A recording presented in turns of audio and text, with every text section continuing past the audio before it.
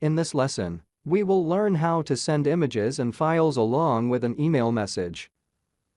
So, for this demonstration, I will click on Compose. And I will write a message.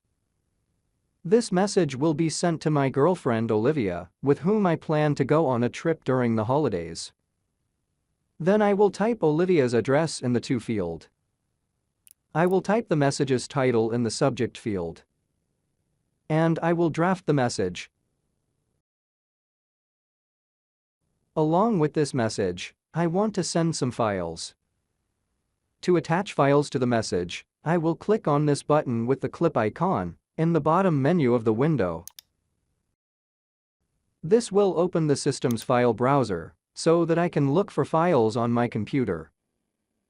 For this message, I will select some images. And I will click on Open. When we do that, we can see the files being loaded into the message.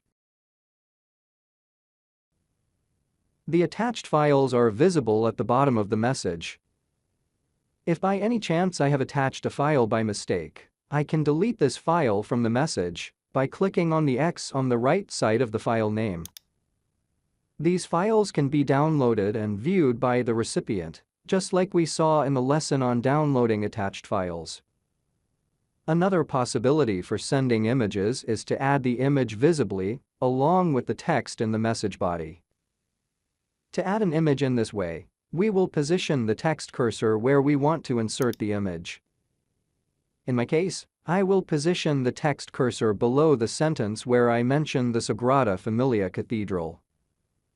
There are two ways to insert an image at the text cursor position. The first way is by clicking on this icon in the bottom menu of the window. This will open a window for me to select the image. If I happen to have an image in Google Photos, which is another feature of the Google account, I could select this image from here. If I want to upload an image that is on my computer, I just need to click on Select Files from your device. With that, I can select any image from my computer. When an image is loaded into the message body, we can click on the image and resize it by clicking and dragging on the corners of the image.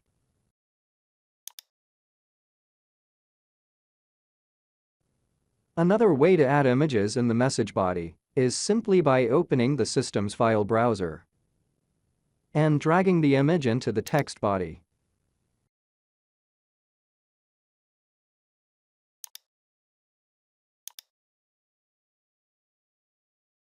If you want to delete an image from the text body, just place the text cursor in front of the image and use the backspace key.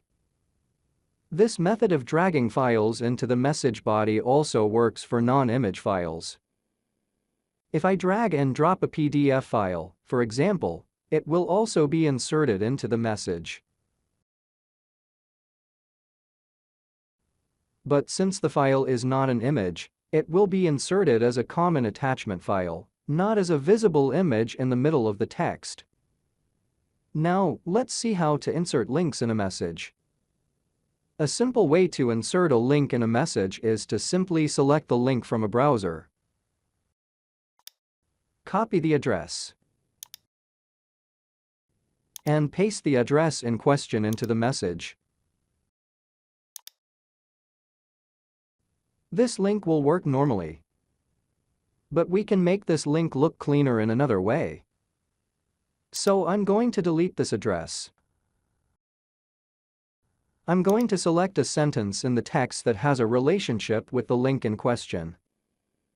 And I'll click on this link icon on the bottom menu. This button opens a window to edit the link. In the Text to Display field, we can define the text that will be displayed in the email. And in the Web Address field, we can add any address. In this case, I'll add the address of the page that has the images I'm referring to in the text. Note that this same procedure could also be used to add the link of an email address.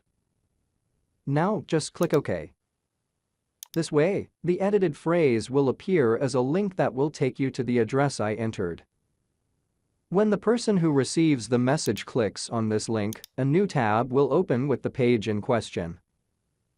If you want to remove the edited link, just position the cursor over the link and click on Remove. Now let's talk about the limitation of file size that can be attached. Currently, Gmail allows attaching files that are up to 25 megabytes in total. If you want to send a file that is larger than that, you will have to send it through Google Drive. Let's see how to do that. If I click on the button to attach files and select, for example, a video file that is more than 25 megabytes,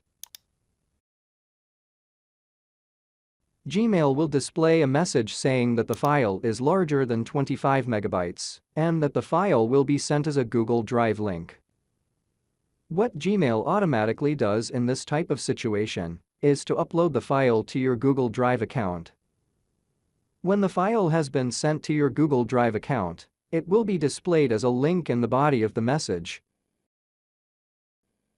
If you want to remove this link, just click on this X on the right side of the link. Another way to attach a file via Google Drive in the message is by uploading the file to Google Drive first. To exemplify, I'll minimize the message window and I'll open Google Drive in the Google Apps menu on the interface. Now, I'm going to upload a video file I have on my computer to Google Drive. To do this, just drag a file from my computer to Google Drive.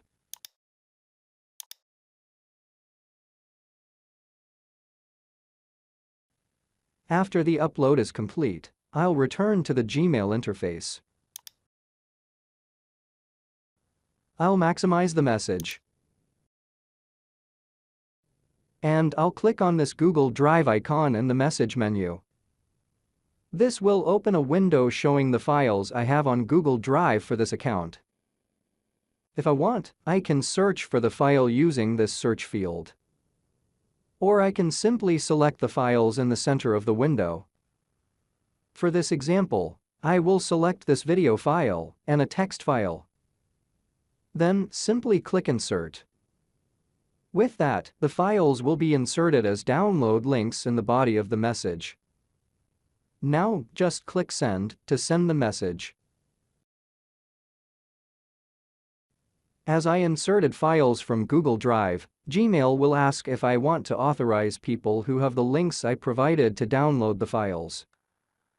I just need to keep the Allow Anyone with the Link to View option active and click Send.